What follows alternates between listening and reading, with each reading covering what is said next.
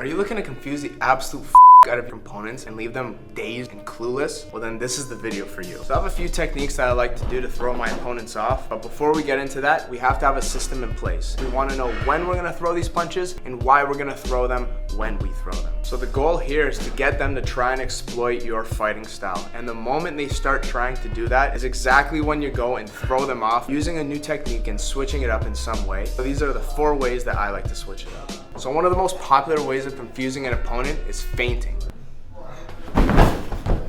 I only do that one once in a while, but most of the time what I do with feints is I go and pretend that I'm actually gonna throw a punch when in reality I'm not. So you have a bunch of ways of actually doing this. The most effective one is by using your jab. By doing that movement, you're looking for a repeated reaction. Sometimes they might change it up as well, but most of the times they're gonna open up the exact same way. You might see the most common one is them dropping their guard. The moment they drop their guard on a feint, you could come with that straight cross right up top or feint, and if you're fast enough, come with a check hook. Now this is where you get to explore your style, and that's when you can start throwing feints with literally anything. You could use your hands, you could use your hips, you could use even your feet and just do a quick little stomp. And then you start incorporating your own style and come with your own favorite combo. So a key thing to remember here is not to go and do this movement repetitively. That's when they're really gonna figure you out. Don't go and show them that you wanna go and throw a feint. Make it predictable, see what their reaction is, and then the next time you do it, that's when you bounce in. So the second, and also one of the most popular ones, is by being very aggressive. When you're very aggressive and always coming in, that's when they're gonna be like, oh my God, I don't know what to do right now. That's when people go into that panic mode, especially if you didn't start off by doing that and randomly you have a 180 switch and you come in bobbing and weaving and throwing those hands, right? Maybe you have your feet, you're bouncing.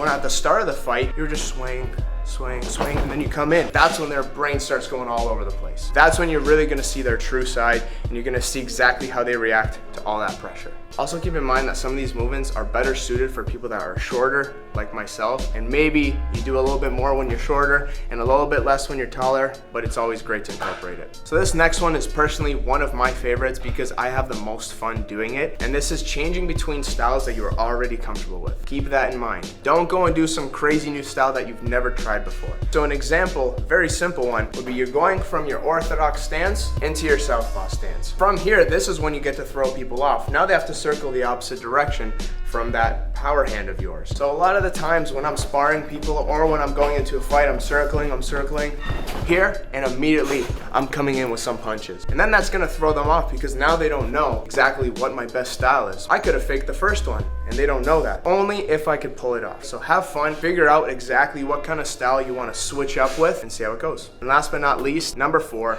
look at their eyes. So you might be confused. In my last video, I explained how the eyes can be deceiving, but this is where we could use their eyes to your advantage. So their eyes might be looking down to the body over here, but because their eyes are directed to the body, do something with it. Maybe start changing directions and get their attention. Or you can get their attention by throwing hands out and flaring it off to the side and you come with a punch. The moment you get their eyes off the target is the moment you are winning. So by all means, do whatever you feel is necessary. When you're here and their eyes are coming down to the body, add some feints. You're using step 1 again. This is where we put all of it together. If their eyes are directly at your eyes, how about you start tricking them and you look down to their body and then you come up top. This is where you get to mold everything together and trick your opponent and hopefully win your match. So if there's anything that I missed or that you guys like doing to confuse your opponents, let me know down below in the comments.